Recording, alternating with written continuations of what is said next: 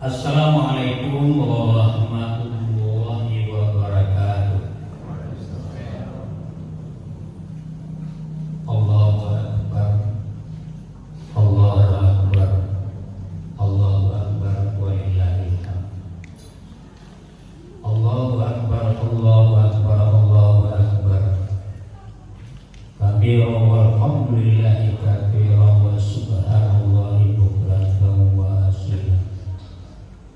La ilaha illallah wahdah la syarika lah. Alhamdulillah, alhamdulillahilladzi anzala al-Qur'ana hudan lin-nasi wa bayyinatin minal huda wal furqan. Asyhadu an la ilaha illallah wahdahu la syarika lah. Wa asyhadu anna Muhammadan abduhu wa rasuluh sallallahu alaihi wasallam la nabiyya ba'dahu. Allahumma shalli wa sallim ala hadzal nabiyil karim wa ala alihi wa ashabihi wa man tabi'ahum bi ihsan ila yaumiddin. Amma ba'du fa ya ibadallah, yusikum wa iyaya bittaqwallah wa qad fadal muttaq. Ittaqillah wa la tamutunna illa wa antum muslimun. Faqala Allah subhanahu wa ta'ala fil Qur'anil Karim. Na'udzu billahi minasy syaithanir rajim. Bismillahirrahmanirrahim. Walillahi 'alan nasi hajjul baiti man istata'a ilaihi sabila. Shadaqallahul azim. Allahu akbar, Allahu akbar, Allahu akbar, walillahil hamd. Bapak, saudara-saudara, ibu kaum muslimin sidang jamaah Idul Adha yang berbahagia.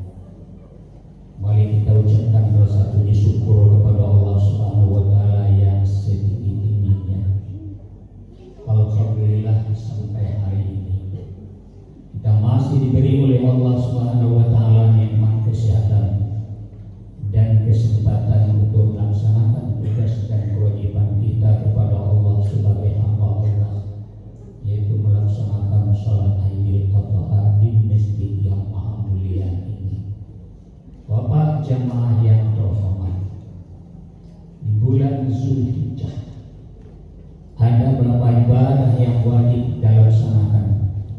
Yang pertama adalah haji bagi yang mampu, milik bagi Allah, hutang bagi kita manusia, man istata'a ilaihi sabila. Badan sehat, belanja cukup untuk keluarga yang kita tinggalkan di rumah, kendaraan ada negeri yang aman. Alhamdulillah sudah ada manusia. Seandainya kalau kita tidak melaksanakan jamaah yang terhormat, naudzubillah, pamata ikana yahudiyan atau nasraniyan, karena ini sudah melanggar hukum Islam yang kelima. Allahu akbar, walillahil hamd.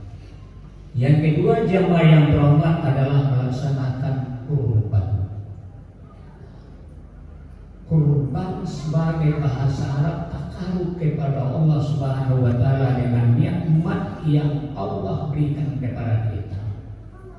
Jamaah yang terhormat, haji itu ibadah sekali selama hidup, paling kurang kalau ada manusia tadi.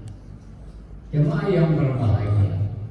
Kemudian jamaah yang terhormat, kita layangkan pandangan kita di dalam melaksanakan haji sebagai duyufullah, tamu Allah Subhanahu wa taala yang tidak bisa dijangkau dengan akal penyimpangan. Ibadah jamaah yang terhormat jangan dipandang hanya sekadar panca indera saja, tapi pandanglah dengan ainul basair yang tidak bisa dijangkau oleh akal, tapi di Allah Subhanahu wa taala mudah saja. Allahu akbar, walillahil hamd. Kemudian jamaah yang terhormat, alhamdulillah, lihat lagi kita pandangkan jamaah yang terhormat Arafah. Begitu jutaan umat, puncak haji itu adalah Arafah. Mahman terhormat, di sana adalah seluruh umat manusia berpakaian putih, Jamaah yang begitu banyaknya tidak pakaian berjahit. Apa rahasianya jamaah yang terhormat? Menunjukkan, membayangkan jamaah yang terhormat kalau kita kembali kepada Allah Subhanahu wa Ta'ala, tidak ada laku baju batik, tidak ada baju gamis, tidak ada baju ini segala macam baju jas, semuanya adalah pakaian putih yang memalikan juga orang lain, bukan lagi usaha kita. Oleh sebab itu jamaah yang terhormat, mari kita renungkan, innallaha la yanzuru suwarikum wala ajsamikum wala amwalikum walakin yanzuru ma fi qulubikum wa a'malikum. Allah tidak melihat bentuk kamu yang cantik jelita. Allah tidak melihat jabatan pangkat kamu jamaah yang terhormat. Allah tidak melihat jamaah yang terhormat kayak miliar, tapi yang dinilai oleh Allah Subhanahu wa Ta'ala, inna akramakum indallahi atqakum. Dengan nikmat yang Allah titipkan kepada kita sementara ini, mari kita cari yang dinilai di sisi Allah Subhanahu wa Ta'ala, yaitu ketakwaan. Allahu Akbar, Allahu Akbar, walillahil hamd.